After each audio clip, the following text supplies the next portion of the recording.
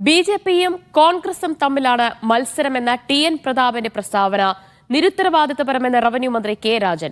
പുതുതായി തെരഞ്ഞെടുത്ത രാഷ്ട്രീയകാര്യ സമിതി അംഗമാണ് ബിജെപിയും കോൺഗ്രസും തമ്മിലാണ് മത്സരമെന്ന് പറയുന്നത്. കോൺഗ്രസിന് രാഷ്ട്രീയമുണ്ടെങ്കിൽ ടി.എൻ. പ്രതാപന്റെ പ്രസ്താവനയിൽ അഭിപ്രായം പറയാൻ തയ്യാറാകണമെന്നും കെ രാജൻ പറഞ്ഞു. അദ്ദേഹം ഒരുപാട് പ്രസ്താവനകൾ നടത്തുന്നുണ്ട്. ഒരു ഘട്ടത്തിൽ പറഞ്ഞതായിട്ട് കേട്ടു, തൃശൂരിൽ ഏതോ ഞങ്ങളും ബിജെപിയും തമ്മിലാണ് അങ്ങനെയൊരു മത്സരം നടക്കാൻ പോകുന്നത്. കണ്ണുപൊട്ടന്മാർ പോലും പറയാത്ത, രാഷ്ട്രീയ നിരീക്ഷണം ഗൌരവമായി നടത്തുന്ന ഒരാളും പറയാത്ത വളരെ നിരുത്തരവാദിത്തപരമായിട്ടുള്ള ഒരു പ്രസ്താവനയാണ് അദ്ദേഹം നടത്തിയത്. UDFും ബിജെപിയും തമ്മിലാണ് മത്സരം എന്ന് കേരളത്തിലെ കോൺഗ്രസിന്റെ നേതൃത്വം കരുതുന്നുണ്ടോ?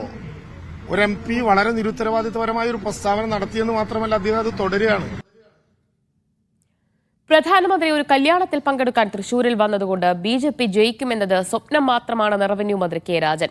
2 തവണ സന്ദർശനം നടത്തിയിട്ടും സ്ത്രീകളെ നഗ്നരാക്കി ആൾക്കൂട്ടത്തിന് നടുവിൽ ഓടിച്ച സംഭവം പോലും ഏറ്റുപറയാൻ തയ്യാറായില്ല.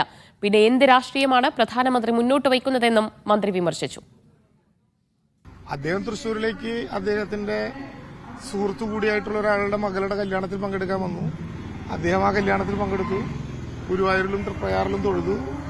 അദ്ദേഹത്തിന്റെ ഒരു സൗഹൃദപരമായിട്ടുള്ള വ്യക്തിപരമായ സന്ദർശനത്തിനേക്കാൾ ഉപരിയായി വേറൊരു വിധത്തിലും അതിനെ സ്വാധീനിക്കേണ്ട കാര്യമില്ല. പ്രധാനമന്ത്രി പോയെടുത്തെല്ലാം ബിജെപി തന്നെ ജയിക്കണമെങ്കിൽ എത്ര തവണ പ്രധാനമന്ത്രി കേരളത്തിൽ ഇതിനു മുമ്പ് വന്നിട്ടുണ്ട്?